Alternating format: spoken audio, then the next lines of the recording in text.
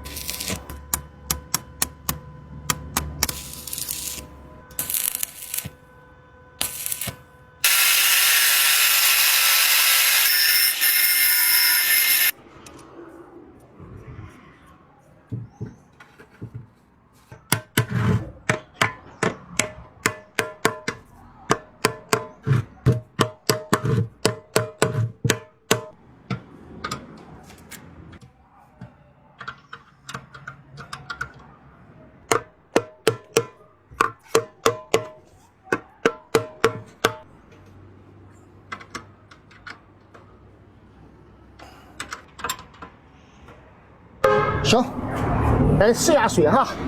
行。